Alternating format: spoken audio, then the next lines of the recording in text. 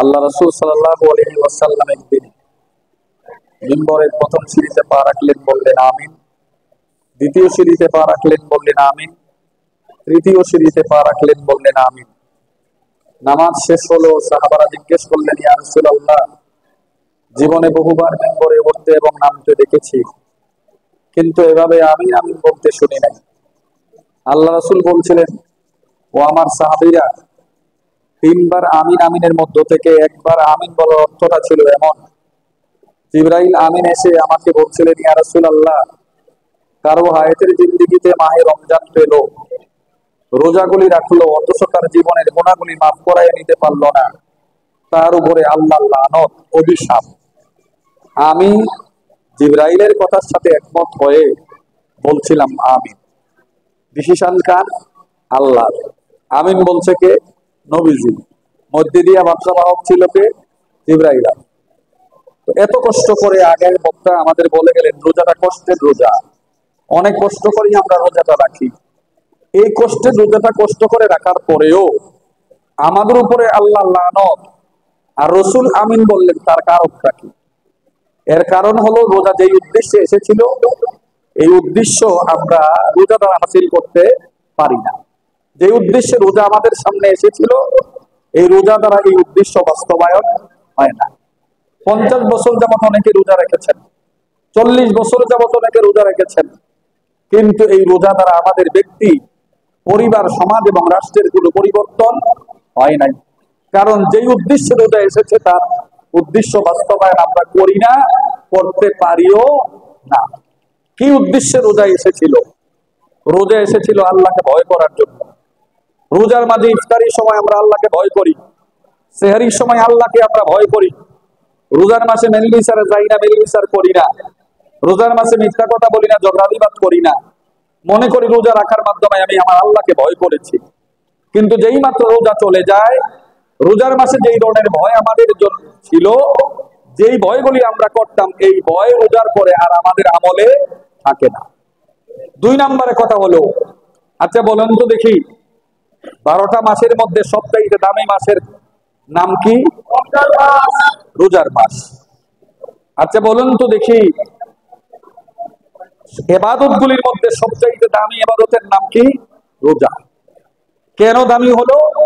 আল্লাহ রাসূল বলছে, as-সাওমু লি আনা আজজি বিহি, রোজা হচ্ছে আমার জন্য, তার প্রতিদান আমি আল্লাহ নিজে দিব। সুবহানাল্লাহ বলেন। নামাজ কি আল্লাহর জন্য নয়? রোজা কি, হজ কি আল্লাহর জন্য নয়? যাকাত কি আল্লাহর জন্য নয়? সবগুলি ইবাদত আল্লাহ, আল্লাহই তো সবগুলির প্রতিদান দেন, সওয়াব লিখেন। কিন্তু রোজা আমার জন্য, তার প্রতিদান আমি আল্লাহ নিজে। এটা বলার পেছনে কারণটা কি? আচ্ছা বলুন তো দেখি, আমি যে আজকে আপনাদের সামনে আসছি, আমি রোজা রাখছি কি রাখি নাই, আপনারা কি কেউ বলতে পারবেন? কে বলতে পারবে? আমি বলতে পারবো আমি রোজা রাখছি কি রাখি নাই, আর আমার আল্লাহ জানে আমি রোজা রাখছি কি রাখি নাই। রোজাটা এমন একটা ইবাদত, এটা দুনিয়ার কাউকে দেখানো যায় না, এটা একমাত্র দেখে কে? একমাত্র দেখানো যায় কে? তাকে আল্লাহকে দেখানো যায়। কারণ এই রোজা প্রদর্শনের জন্য হয় না। আমি যখন মসজিদের মধ্যে যাইব, তখন আমি ঢুকতেছি, দেখবে লোকেরা, নামাজ পড়তেছি লোকেরা দেখবে, বের হইতেছি লোকেরা দেখবে, রুকু করতেছি, সিজদা করতেছি লোকেরা দেখবে, কিন্তু আমি যে রোজা রাখছি এটা কাউকে দেখানো যায় না। এই জন্য দেখবেন মাঝে মধ্যে বহু বেরোজগার সমাজের মধ্যে আছে, বাজারের মধ্যে গিয়া মুখপাতের দোকানের সামনে 200-300 টাকার ইফতার কিনা লইয়া নিজেও খায়, অন্যরা খাওয়ায়, তাই যে রোজাদার এটা মানুষের বুঝায়। কি বলেন, আছে কিনা? কারণ বুঝার তো কোনো সুযোগ নাই, তাই রোজদার না বেরোজগার। এই রোজাটা আল্লাহকে দেখানো যায়, এই জন্য তার প্রতিদানটা কে দিবেন? আল্লাহ। তো রোজার দাম বেশি, রোজার দাম, মাসের দাম বেশি। আমরা যে তারাবির নামাজ পড়ি, এই তারাবির নামাজের দাম কম না বেশি? রাসূল বলছে, মান কামা ঈমানান ওয়া ইহতিসাবান গুফিরা লাহু মা তাকাদ্দামা মিন যামবি। কেউ যদি তারাবির নামাজ ঈমান এবং আন্তরিকতার সাথে পড়ে, কিয়ামুল লাইল করে, আল্লাহ তার জীবনের গুনাহগুলি মাফ করে দিবেন। 2 নম্বরে, এই মাসের মধ্যে একটা গুরুত্বপূর্ণ ইবাদত আছে, ইতিকাফ। এই ইতিকাফের দাম কম না বেশি? রাসূল বলছে, কানা কা হুজ্জাতাইন ওয়াল উমরাতাইন, কেউ যদি ইতিকাফ করে আমার আল্লাহ তার আমলনামার মধ্যে 2টা কবুল হজের সওয়াব দিবে, দুইটা উমরা হজেরও সওয়াব দিয়ে দিবে। সুবহানাল্লাহ। ইতিকাফকারী হক আদায় করে ইতিকাফ করে চাঁদ উঠার পরে যখন মসজিদ থেকে বের হয়, সদ্য ভূমিষ্ঠ হওয়া নিষ্পাপ একটা শিশু যেমন নিষ্পাপ অবস্থায় মায়ের পেট থেকে বের হয়, ইতিকাফকারী এমনি ভাবে নিষ্পাপ অবস্থায় বের হয়। তাহলে ইতিকাফের সওয়াব কম না বেশি? এই শেষ 10 দিনে একটা রাত আছে, নাম কি? লাইলাতুল কদর। এই লাইলাতুল কদরের ব্যাপারে আল্লাহ বলছেন, লাইলাতুল কদর খায়রুম মিন আলফি শাহর। এক রাত ইবাদত করলে 1000 মাসের চাইতে বেশি সওয়াব হয়। ওয়ামান কামা লাইলাতুল কদরে ঈমানা ওয়া ইহতিসাবান গুফিরা লাহু মা তাকাদ্দামা মিন যামবি। কেউ যদি লাইলাতুল কদর ইবাদত করে, আল্লাহ তার জীবনের গুনাহগুলি মাফ করে দেয়।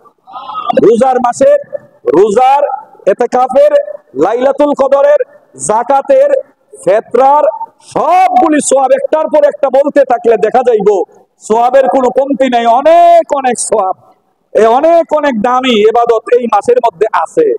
এই যে রোজার মাসের দাম, রোজাদারের দাম কত বেশি, যে রোজা রাখার কারণে রোজাদারের মুখের দুর্গন্ধটা আল্লাহর কাছে মেশকো আম্বরের চাইতে আরো দামি।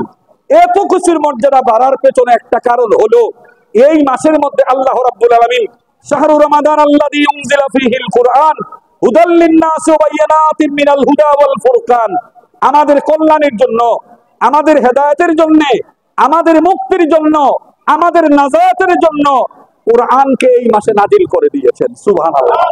কুরআনটাকে নাজিল করার কারণে রমজান মাসের দাম বেড়ে গেছে, রোজাদারের মর্যাদা বেড়ে গেছে, ইতিকাফের মর্যাদা বেড়ে গেছে, লাইলাতুল কদরের মর্যাদা বেড়ে গেছে, তারাবির নামাজের মর্যাদা বেড়ে গেছে, অন্যান্য আমলগুলির মর্যাদা সওয়াব বেড়ে গেছে। এই মাসে যদি কোরআনটা নাজিল না হতো, রমজান মাসের দামও এত হতো না, রোজার মর্যাদা এত বেশি হতো না, রোজাদারের মর্যাদা এত বেশি হতো না, ইতিকাফকারীর মর্যাদা এত বেশি হতো না, লাইলাতুল কদর হইতোই না, লাইলাতুল কদরের মর্যাদা এত বেশি হইতো না। কথা ঠিক কিনা বেটি? তাহলে কোরআনের কারণে যদি এতগুলির মর্যাদা বেড়ে যায়, তাহলে এগুলির চাইতে কোরআনের মর্যাদা বেশি না কম? রমজান মাসের চাইতে কোরআনের দাম না বেশি, কম না কম? বেশি না কম? রোজার চাইতে কোরআনের দাম বেশি না কম? ইতিকাফের চাইতে কোরআনের দাম বেশি না কম? লাইলাতুল কদরের চাইতে কোরআনের দাম বেশি না কম? যদি এগুলির চাইতে কোরআনের দাম বেশি হয়ে থাকে, আমরা রোজাকে যেভাবে গুরুত্ব দেই, ইতিকাফকে যেভাবে গুরুত্ব দেই, লাইলাতুল কদরকে যেভাবে গুরুত্ব দেই, এইভাবে কোরআনকে গুরুত্ব কি আসলে দেই?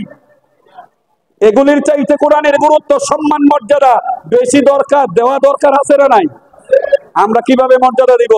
কোরআনটারে বুকে লাগাই, কোরআনটারে মুখের মধ্যে চুমা দেই, কোরআনটারে মাথার তাজ মনে করে মাথার মধ্যে রাখি, এটাই কি সম্মান হলো? হ্যাঁ, কোরআনটাকে বুকেও লাগাবো, মুখেও চুমা দিব, মাথার তাজ হিসেবে মাথার মধ্যে রাখবো।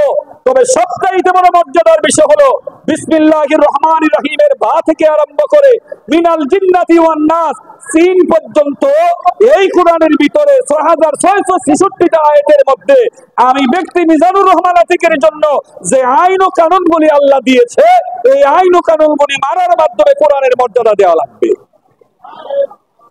আমার পারিবারিক জীবনটাকে পরিচালনার জন্য আমার আল্লাহ কোরআনের মধ্যে যে আইন ও কানুন বিধানগুলি দিয়েছে, এই বিধানগুলি মানার মাধ্যমে কোরআনকে মর্যাদা দেওয়া লাগবে। আমার সমাজের মধ্যে সমাজকে পরিচালনা করতে গিয়া যেই ধরনের কানুন, নিয়ম, সিস্টেম, বিধান কোরআনের মধ্যে আল্লাহ দিয়েছেন, এগুলি সমাজে প্রতিষ্ঠিত করার মাধ্যমে কোরআনের মর্যাদা দেওয়া লাগবে। আমার গোটা রাষ্ট্রটাকে পরিচালনার জন্য আল্লাহ রাব্বুল আমিন কোরআনের মধ্যে যে আইন ও কানুন বিধানগুলি দিয়েছেন, এই আইন ও কানুন বিধানগুলি আমাদের প্রচেষ্টায়, আমাদের চেষ্টার মাধ্যমে রাষ্ট্র কায়েম করার মাধ্যমে কোরআনকে মর্যাদা দেওয়া লাগবে। কথা ঠিক কিনা বেঠি? এখন আমি যদি আমাকে জিজ্ঞেস করি, ও আতিকি, তুমি কি তোমার ব্যক্তি জীবনের জন্য যে আইন কোরআনে দেওয়া হয়েছিল এগুলি মানতে পারো? আমি বলবো না, পুরোপুরি পারি না। তাইলে আমার জীবনে রোজা রাখার মধ্যে সন্দেহ আছে, আমার রোজাগুলি কবুল হচ্ছে কি হচ্ছে না। আমার পরিবারের জন্য যে আইন ও কানুনগুলি দেওয়া হয়েছে, আমার পরিবার কিন্তু এই আইন ও কানুনগুলি মেনে চলতে পারতেছে না।